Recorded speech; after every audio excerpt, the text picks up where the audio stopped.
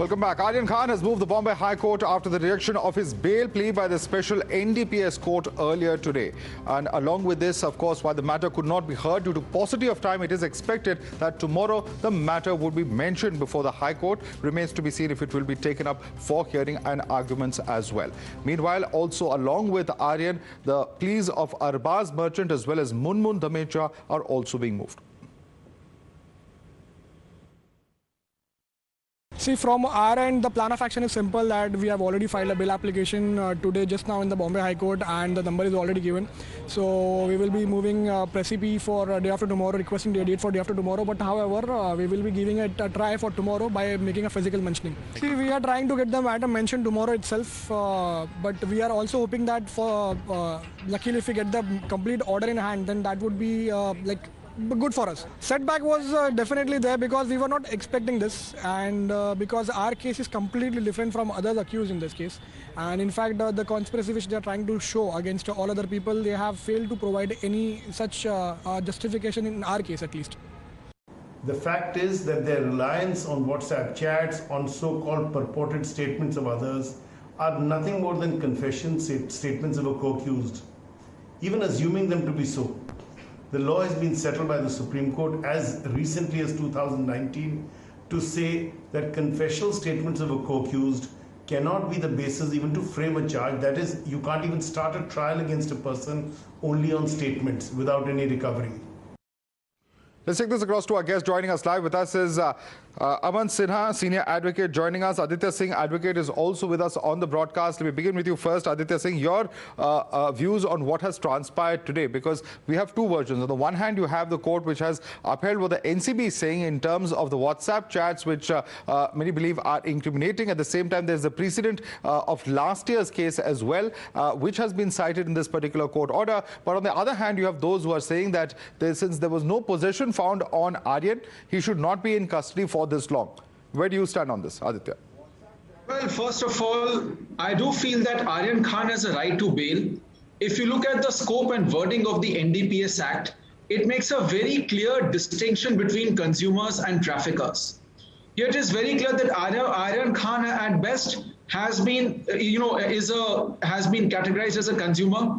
He is by no means a trafficker or a holder of commercial quantity. Second, the learned prosecutor, the state has referred to the argument that the offences are cognizable and non-bailable, so bail should not be granted. I disagree with this, because even in the schedule of the Code of Criminal Procedure, offences are categorized as bailable and non-bailable, and even in non-bailable offences, it is the discretion of the Honourable Court whether to grant bail or not. This is a case, if we see, all the mobile phones have been seized, all WhatsApp chats have been seized. So in short, most of the evidence in this matter is electronic in nature, which is completely in the possession of the police. Okay. So I do feel the Honourable Sessions Let's get a word from Aman Sinha on this. Aman Sinha, very, very significant, because here you have Aditya Singh saying that bail is the norm and jail is the exception. That's a precedent that has been set as far as the courts are concerned. And therefore, and given the fact that he is a consumer, no possession has been found on his possession, argument of Aditya Singh is that he should not be in jail for so long.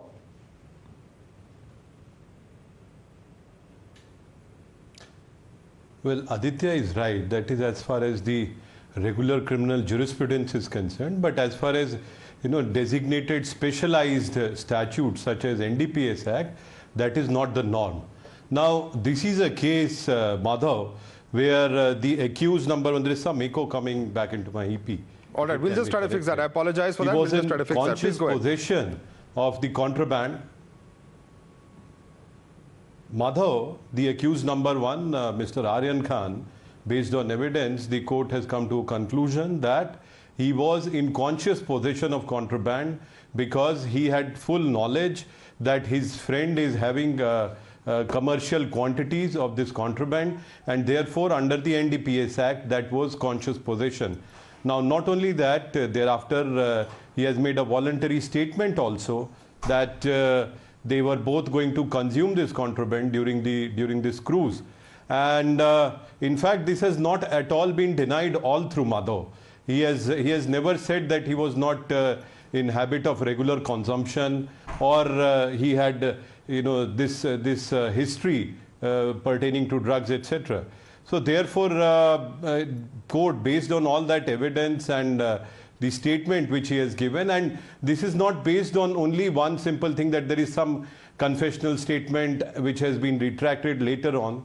So there is a, based on a plethora of evidence which was available before the court has rightly come to a conclusion that this is a case for denial of bail, at least at this stage. And the chat details, in fact, go on to show that he was in regular touch with those who were dealing in major quantities of such drugs and narcotic substances. All right, let me take that question across to Aniket. Let me take that question across to Aniket Nikam, who's also with us. Aman Sinha makes a number of points, including the fact that while in specialized statutes such as NDPS, there is a different set of laws, the normal bail versus jail rules do not apply here. And also, of course, citing the order which has specifically mentioned WhatsApp chats being there, which they believe are incriminating in nature. The NC believes is incriminating in nature. It appears that the court has bought that argument for the moment. Aniket.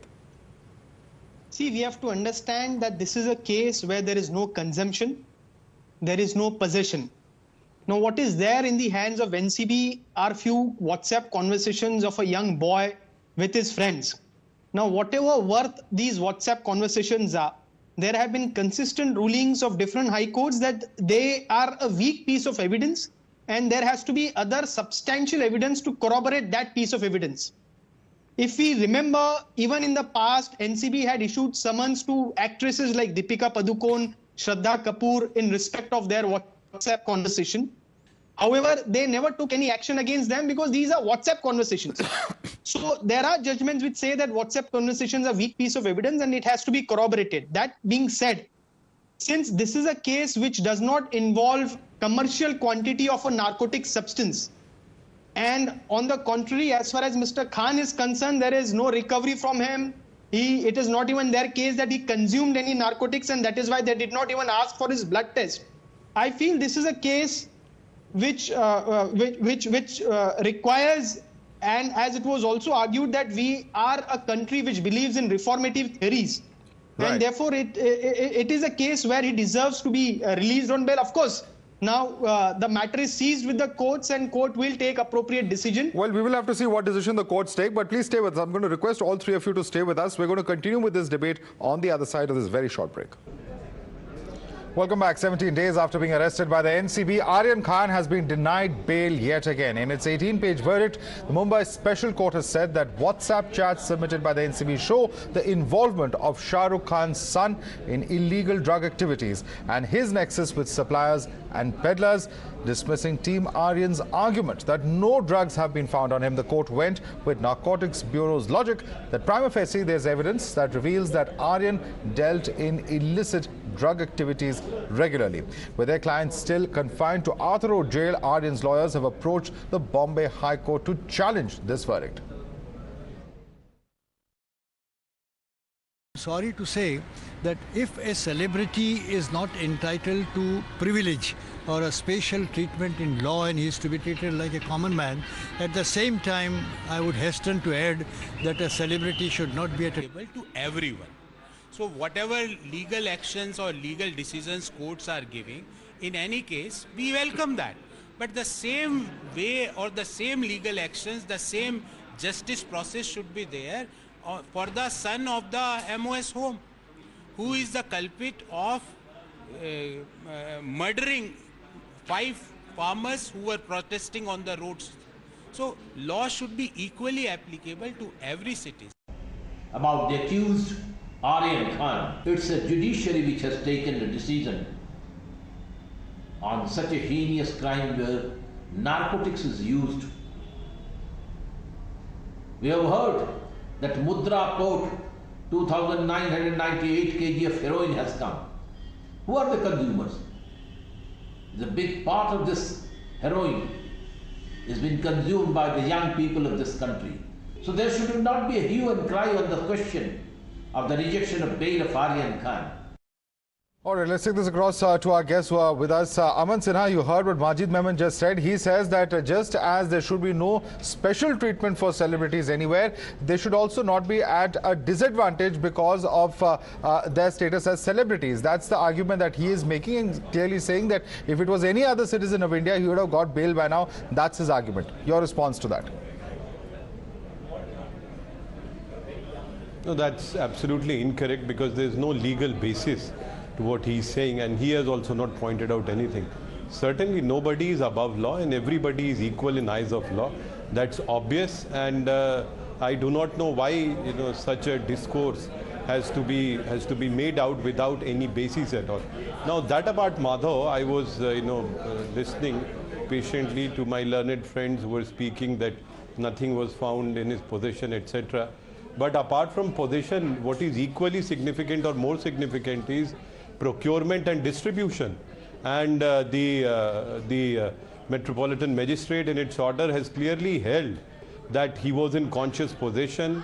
He was aware that what quantities of drugs and narcotic substances are lying where, and therefore the provisions and the rigor of Section 37 of the NDPS Act will come into play. Okay. As far as my friends were citing some judgments, and they would also be aware. Madhav, if you can just have 10 seconds for me. Quickly, very quickly. Wanted to respond to one point which was raised.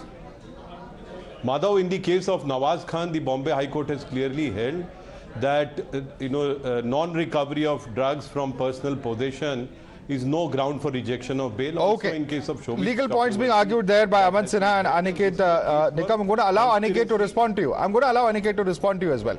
Aniket. See, first thing, what my learned colleague has said, that Section 37 is applicable to the facts of this case.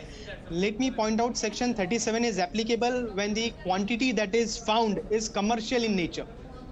This is not a case where the contraband that is found with any of the accused is commercial in nature. The quantity which has been seized is commercial. That's number one. No, number one. Number two, it cannot be said that Aryan Khan was in conscious possession, because it is not even the case of NCB that Aryan Khan was having any drugs with him. However, they are arguing that since his friend, the co-accused, was having possession, and therefore it could be presumed that he was aware of it. Now, it's a far-stretched argument which will have to be tested in court. Right. And since the matter is sub judice, I would not want to comment. All right. I'm going to allow a quick 30-second response from Aditya as well. Position under NDPS Act. Actually, there's so much reference being made to WhatsApp chats here. Let's accept it. When a person consumes narcotic drugs, he's well aware. He's not consuming it involuntarily.